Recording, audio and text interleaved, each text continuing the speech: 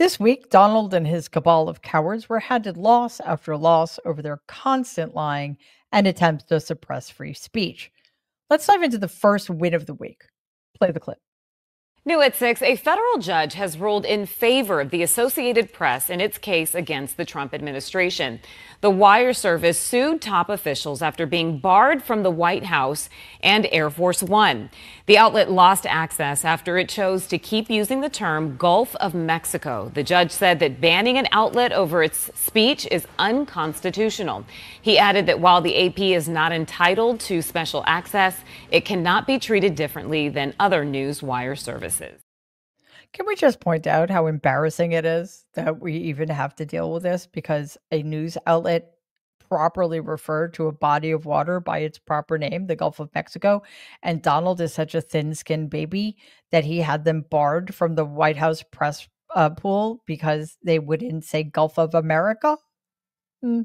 Anyway, Judge Trevor McFadden, a Trump-appointed judge, ruled that Donald's regime did not have a valid reason for barring the outlet, writing in part, quote, "The court simply holds that under the First Amendment, if the government opens its doors to some journalists, be it to the Oval Office, the East Room, or elsewhere, it cannot then shut those doors to other journalists because of those viewpoints. The Constitution requires no less. The government repeatedly characterizes the AP's request as a demand for, quote, extra special access, unquote. But that is not what the AP is asking for and is not what the court orders. All the AP wants and all it gets is a level playing field," unquote. Well said. The AP is one of the most trusted news sources internationally. And remember their offense back in February, which I just mentioned, merely acknowledging Donald's pathetic. I mean, I don't even know what to call it because it's, again, embarrassing that he decided that in his little head, he could change the name of a body of water, the Gulf of Mexico, to the Gulf of America. But AP, oh, the audacity, continued to call it the Gulf of Mexico because why? That's what it's called. The outlet vowed to continue doing so. Take a look. The AP said it will continue to use Gulf of Mexico, noting the president's order carries authority only within the U.S. and as a global news agency, it must ensure place names are recognizable to all audiences. Well, Donald, you may just have to get used to that sound. I like it. I'm getting a t-shirt. I love the Gulf of Mexico. I do. And also, that's what it's called. In another major win for truth and justice, Donald lost a bid to drop a defamation case brought against him by the Exonerated Five.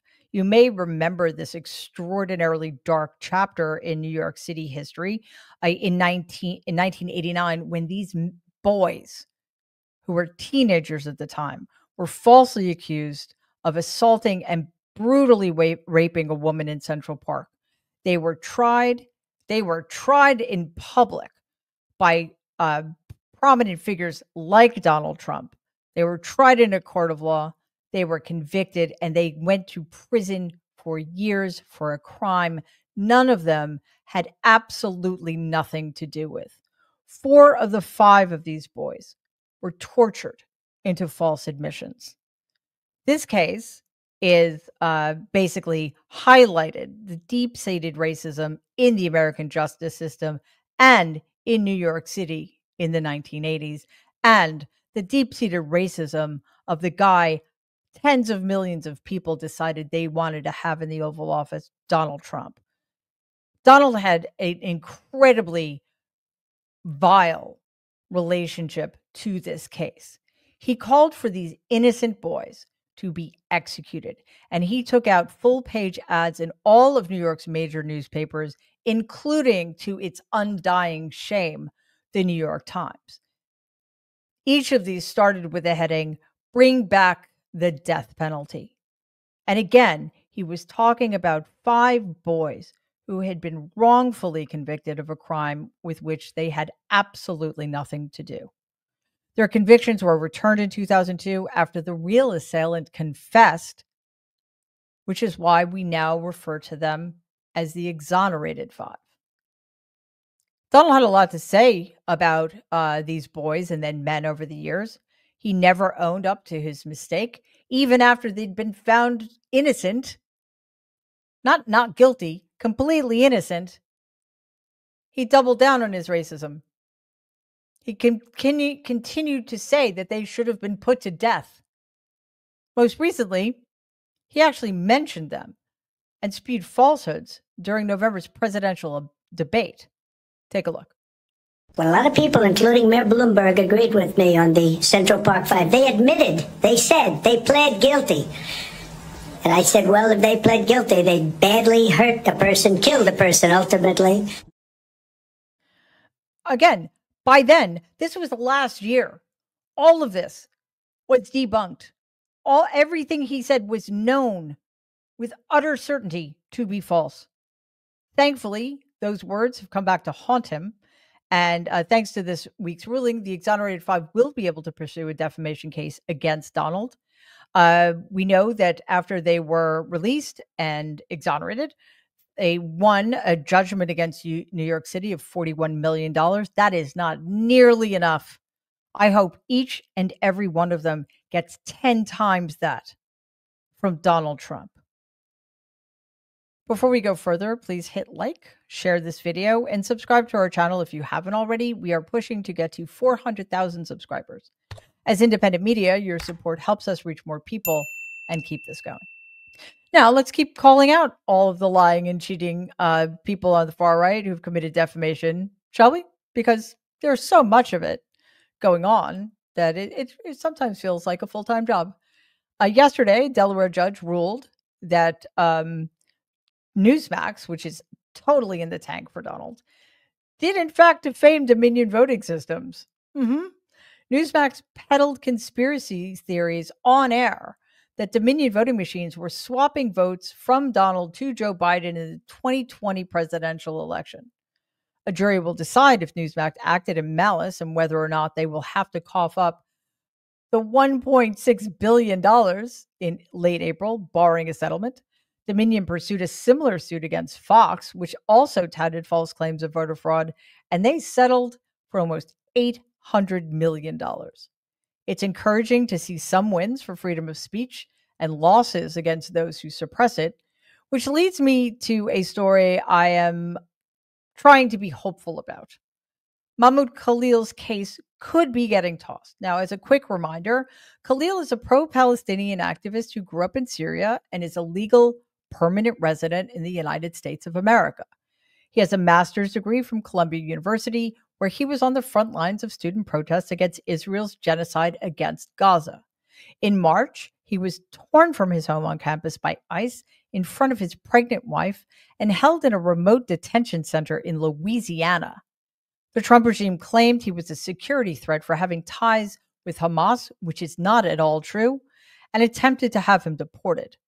Because anybody who disagrees with Donald is clearly an enemy of his. He posted in part the day of Khalil's arrest, quote, "This is the first of many arrests to come. We know there are more students at Columbia and other universities across the country that engage in pro-terrorist, anti-Semitic, anti-American activity," unquote. Now, where have we heard Donald bullying young, innocent men of color before? And when have we heard him being wrong about it? Yeah, it's a pattern, wouldn't you say? At a hearing on Tuesday, Judge Coleman said that if the government didn't provide some evidence that Khalil was a threat, she was throwing away the case. The latest going into the weekend is that Secretary of State Marco Rubio sent a memo to the judge saying he has the right to deport people from the country based on their beliefs, reading in part that Khalil's presence, quote, "undermines U.S. policy to combat anti-Semitism around the world and in the United States," unquote. By the way, that is not evidence. That is an opinion. And it is, quite frankly, an un-American, unconstitutional opinion. It's doubling down on the Trump regime's insinuation that being anti-genocide is something you can equate with being anti-Semitic. This is dangerous stuff. Here's Khalil's lawyer on CNN discussing the absurdity of believing for a second that what Marco Rubio had to say can be admitted as evidence. And on the evidence put forward by the government, what they're basically saying is that Khalil can be expelled for his beliefs alone. Where does that sit under the evidentiary standard required by immigration law?